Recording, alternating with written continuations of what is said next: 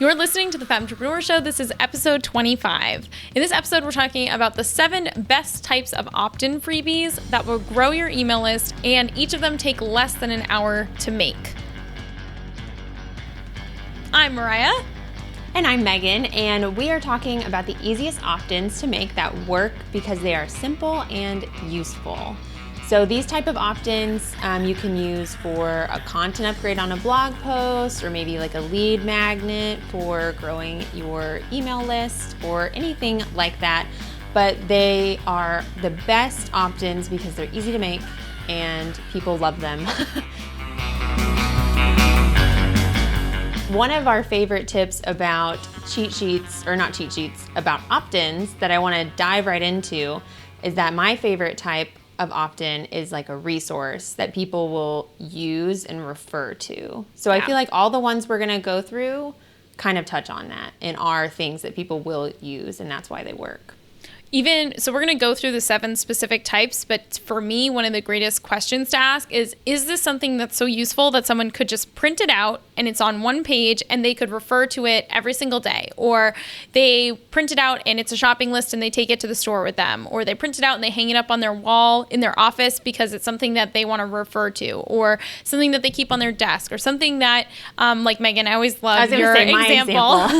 Yeah, I was, for anyone who hasn't heard me mention it before, I think I have on a previous episode, but there's a YouTuber who talks about cleaning and organizing, and she had a free download that was for your laundry room. That's like all the different laundry symbols on clothing and fabric that, like, some of them you don't know what they mean. So she has a one-page thing that you just print off and hang up in your laundry room that deciphers what every symbol means.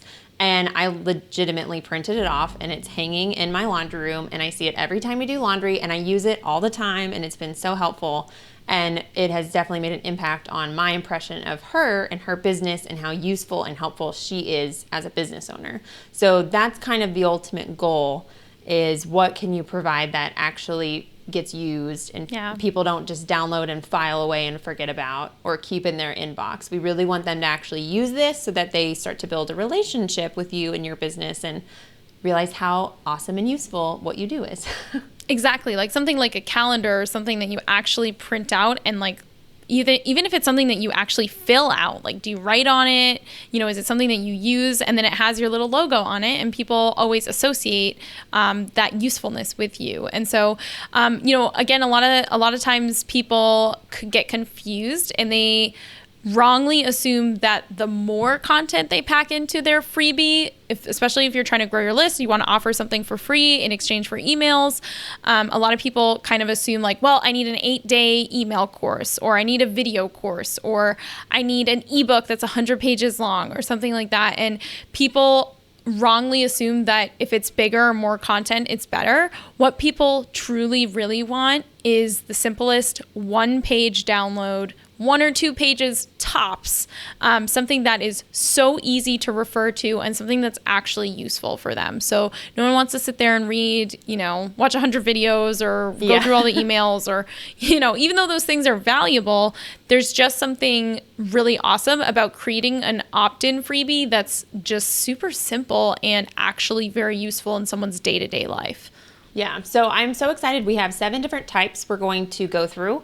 And we also have a cheat sheet. We're calling it the opt-in cheat sheet. So we're getting a little meta by giving you a cheat sheet about cheat sheets.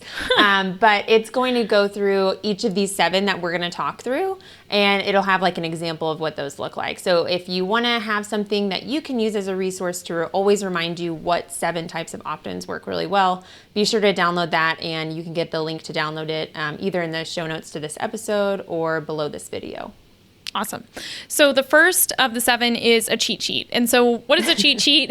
It's basically a sort of, I would say that the laundry symbols cheat sheet is a cheat sheet. I've also seen like HTML code cheat sheets. It's something really that you reference. Yeah, that's how I feel. Like a cheat sheet is a reference point. So you're always going to go through that for like quick little reminders, definitions of things. I know, like an example would be terminology that maybe is custom to a business or a software.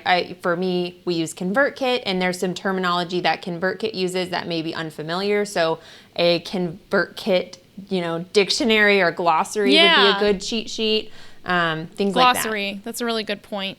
Yeah. Some cheat sheets would be like, what do all these symbols mean? Or, what's the, like, sometimes it's like hotkey shortcuts on your keyboard or something like, this is how you make a copyright symbol. Is how you make an @ symbol or whatever. Oh, yeah. That's a good idea. I used to have one of those. Yeah, me too. And then going to someone maybe who talks about like nutrition or health, like maybe there's a cheat sheet, like a warm up you should do before you work out. Or I know we've talked about doing the 4-hour body slow carb diet, and it's like a cheat sheet on what those rules are. There's anything like Tim that. Ferriss has like the 1-page, like he has a whole book about it, and then there's also like this 1-page slow carb cheat sheet that's just like, here are the basic rules, not getting into details, but just like avoid these 5 foods and eat as much as you want of these 5 foods. So it's like a really easy sort of quick reference. Yeah. So number 1 out of the 7 is a cheat sheet. And then number 2 would be a checklist. And a checklist to me is different because you're actually going through the steps of a process with a checklist. In order. Or Yes. a checklist could even be like a packing checklist. So again, maybe the order isn't as important there, but it's something that people want to actually like check the box. And complete a step or a task or an item. Everything you need to do before you travel overseas, or everything you need to do, for us, we have one that's like how to set up a webinar. Like, here's all the steps that you need to do in the right order to set up a webinar. We have a checklist for, you could do something. A checklist is kind of the same as like a shopping list, I guess, if you're going to the store and you have a shopping list for a special diet or something like that. Those are all one that's super a easy. A ConvertKit migration checklist. So you can do any of these examples, really can apply it to every niche. So we should probably try to avoid giving like 30 examples per per opt-in, but there's just so many ideas that I feel like come from each of these. So cheat sheets are great. Checklist is an awesome one. And I think all of these that we're going to talk about are just so easy to create. As a creator, you know what you're talking about. It should be pretty easy for you to pick one of these 7 and like whip something out for your audience. That'll be really helpful. So do you have anything else you want to say about checklists, or you want to I'm ready to move on. Okay, number 3 would be a tools and resources guide. I know you have had a lot of success with a resources guide, right? Yeah, we have a good opt-in that's a resources guide for like everything you need to sell digital products. So it's like, here's like ConvertKit, DPD, here's Squarespace for setting up your website. So basically a tools and resources guide is just what are the tools, software, equipment, what are the things that you use on a daily basis to do whatever it is that you do. So for artists, it could be like, here are all the different paintbrushes and paints and other accessories that I use to create art. Or for photographers, like here's the cameras and the special equipment that I use for my photography. Or it's basically a 1-page resource guide that just kind of like a buying guide in some ways. Like, what is the equipment that you use? What is the software that you use? For some people, depending on your niche, it could be as simple as like, these are the books that you should read to get started with this. These are the podcasts you should listen to. So if you don't necessarily have like software, like tools that you use in your industry, think about a resources. Like, here's a list of like the top 10 websites you need to subscribe to if you're interested in XYZ, like something like that. That's like a resource guide for people. I love that. I mean, and I think the usefulness here as an example of why this strategy and this type of opt-in works. I know for me, when I started looking into doing YouTube videos, I was on the hunt for resources guides for YouTube videos. Like, okay, here are my favorite creators. I like their videos. What camera do they use? What tripod do they use? What's their lighting? What's their lens? It's like, as soon as someone is digging into a new area that they don't know much about, one of the first things they're going to want to know is the equipment and the gear and the software and what notepad you use. So tools and resources guides are really, really effective as opt-ins. Yeah, it's interesting how much a person just wants to know. Like, they will look at you as an expert, or they'll look at you as someone that they admire, and they'll want to use the same things that you use. Like, I know our students just always want to know, what are Megan and Mariah using today, right now? What are they using for their equipment, software, all that kind of stuff. So even though you might think, oh, that's super obvious, like, doesn't everyone know that? Not everyone knows that, and they're definitely very curious. So that's a really, really effective one. Yeah. So number 4 would be a roadmap /flowchart/diagram. So some kind of diagram or sort of step-by-step like roadmap that shows people the order that things happen in. So, I know one of the cheat sheets that we had for Common Camper was like how the water system works. So it's basically like a diagram of like a see-through camper that's like, this is how water moves through the camper and gets to your faucet.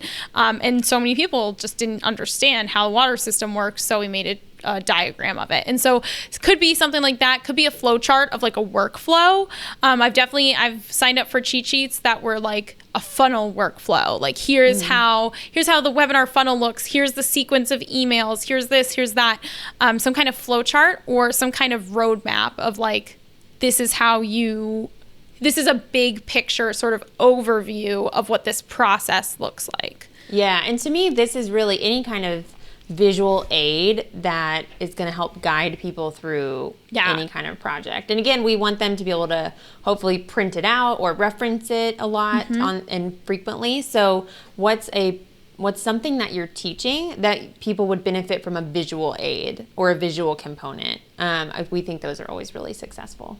I think that's a really good point, is the visual I'm such a visual person, so Me too. I'm a sucker for any kind of visual aid because that is like a requirement for me to process information. I can't just process it through listening or I need reading. to see it. Yeah. Yeah. That's a really good point. Yeah, so we think those are really awesome. And I also think a benefit of this type of opt-in is I feel like they're rarer. Like I don't see it as often, so I feel like they mean more. Maybe you see them all the time. I feel like to me, when I see a diagram or a flow chart or a roadmap, it feels more novel and like, ooh, like I really need that. I haven't seen a diagram about that before. Like I would love to know how to do that. So I feel like to me, out of everything we're talking about, that one might be the most like, people don't always take the time to create the visual aid, so you see it less. But there's so many great free resources out there to create a visual aid like this free and quickly. I know you can do stuff like this in Canva. I'm pretty sure they have little templates, and there's like you've created them before just in Pages, right, Mariah? Like little boxes with little lines. That's where I make all of mine. Yeah. So don't get overwhelmed if you aren't like a designer. You don't need to be a designer to create something like this. You can keep it really simple and still be really helpful for your audience. Definitely.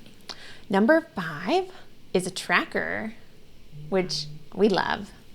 So number 5 is some sort of progress tracker or tracker that you want your audience to fill in, and you want them to print it out and then fill it in. So for us, we have a progress tracker for your list growth. So you decide if the tracker represents 1 to 1,000 or 1,000 to 10,000 or whatever, and then you literally like fill it in with a marker or pencil as you make progress on your email list. And I do this every single day. I've also seen people do it with bubbles, where it's like 10 bubbles, and each bubble is like 10 subscribers or 100 subscribers or whatever, and you fill in the bubbles when you get to each milestone. So some kind of tracker that people can actually track their progress in whatever it is. Could be fitness, could be, sticking to a habit, could be any type of progress that they're making that you can apply to your industry, and something that people actually are looking at every day. I find that when I have a tracker that is something I need to actually fill in every day, it just gives you that mental awareness of, yes, I'm working towards this. You really want to be able to fill out the next bubble or something like that. So yeah, definitely. I have a habit tracker that I use for workouts that's printed hanging in my bathroom. That's just a calendar of the whole year, and I like color in each day that I work out. Yeah, I've seen pictures of that on your Instagram, I think. Yeah, I share it a lot. It makes me feel even more rewarded besides just filling it out. So trackers like everyone's gonna see. Yeah. So trackers can come in different forms, whether it's like what Mariah was talking about with kind of like a bar that you fill in as you make progress, or the bubbles, or a calendar. So I think that's a great area to get creative in whatever your audience might want to track. What's the best way for them to track it? And then giving them a freebie to be able to track it. Yeah, super helpful. Absolutely. Okay, awesome. Number 6 is a comparison chart. I think these are so impactful because people always want to compare things. I know for me with my software, apps background, it's always a question is Squarespace versus WordPress or ConvertKit versus MailChimp. Even on Amazon now, they show comparison charts between like related products. So comparison charts are huge for people. Yeah. Like for cars or like any type of like, really this could go for anything, any type of equipment that you talk about on your blog or your website or in your niche, really anything could have a comparison chart, and people want to print it out. They want to take it with them. They want to refer to it. They want to show it to their, especially when it has to do with shopping or buying something. It's like, I need to sit down with my boyfriend and talk about, these 2 lawnmowers, and we're going to look at the comparison chart of the 2 lawnmowers and figure out which one we're going to spend the money on. So to me, the comparison chart is something that I know it takes effort to create. And again, I think it has such high value because it's a little bit more rare to see it, because it does take, I think, more effort to make. But if you know your shit, it's not going to take you a million years to create this. Like I said, it should be like under an hour. You can put together a comparison chart with like the features of 2 different things or 3 different things, and really help your audience make an educated decision about something, and they'll just appreciate it so much. I know like you said, we got requests for comparison charts all the time. Yeah, and I think, again, just for examples for people who are in different industries, I always go to health and wellness as a great example, because you could compare different diets. You could compare types of foods. Like maybe you're doing a blog post on like different types of sugar or sugar alternatives and pros and cons. Like a free opt-in could be a comparison chart that they could download that's like sugar, Splenda, Truvia, Swerve, whatever, monk fruit, and comparing them on different levels. So get creative. Even if you feel like there's not anything you could do a comparison chart right now about, I bet there is if you just get a little creative and think about it. Definitely. Yeah. Okay. So that was 6. And number 7, and our last opt-in that converts, would be a script for an email or a pitch, etc. And I feel like this is where you really shine, Mariah. Oh, you think so? Yeah, oh my gosh. Nice. Well, people always want more scripts from you too. Just go to resources. Yeah, so a script is anything that you can share that people can just kind of copy and paste and use, whether it's like, hey, get the script for my perfect about me bio, or hey, get the script for, in my case, it's like, get the script for reaching out to a potential joint venture webinar partner, or what's the script that has a really high success rate with asking for a guest post, or, we share tons of scripts in our courses, but I think if you realize how high value it is and can offer it as a freebie, it's going to just make people so much more excited to get into your paid programs, because they know the types of resources that you give them. So anything that's like, I hate to say like steal me, because I don't want anyone to steal anything, but like the idea of like, this is a script that you can use, copy it, paste it, especially if it's something with like almost like a fill in the blank type thing. I think that's just so awesome and so valuable. It saves people time, gives them confidence in that I feel like for me, it's like, one time I was trying to put together a book proposal, and I was like, I have no idea. Like, I don't even know how to start. I'm good at marketing, and I don't even know what format this is supposed to be. So if there's some sort of outline that's like fill in the blank and it has a basic outline of what you should say, that's so helpful. So even if you're not a writer, and really in any industry, I think there's something you could think of. What's a script that you could share? Do you have a, canned response that you use a lot that you could share with your audience as a resource that they could use as well? Just make sure that you're okay with with seeing other people using it out in the world. I even feel like, I know we're saying the word script here, but even like sharing code that you can copy and paste. Like I would absolutely, like, I think, I've seen this a bunch and I've done this before, but like opt in and get my exact code to copy and paste on your site and use. Totally. So I think that we're saying script, and it really is just referencing anything that people can copy and paste and use, or a starting point, like you were talking about. A lot of times for emails, people just need examples. Like they don't even know what's important to say. They don't know the order to present it in to get the best response. So examples, fill in the blank sections, all of that is always really, really valuable. Yep. Awesome. Okay. Well, there were the 7 types of opt-ins that we think work really well. They convert, and they are easy for you to create as the creator. So So if you want to find the show notes to this episode and get all the links to all of the resources we mentioned, be sure to go to thefemshow.com/25. And don't forget to download that free opt-in cheat sheet. And if you want to discuss this episode with us and a whole community of awesome, ambitious entrepreneurs, make sure to join our free Facebook group at thefemshow.com/community. And if you like this episode, subscribe to the Femtrepreneur Show on iTunes and leave a rating and review. It means a lot to us. And if you're watching this on YouTube, then please leave a comment. I want to know what your thoughts are on these 7 opt-ins. And remember to hit the like button and subscribe. And don't forget to go to thefemshow.com to submit your questions for us so we can give you a shout out on the show.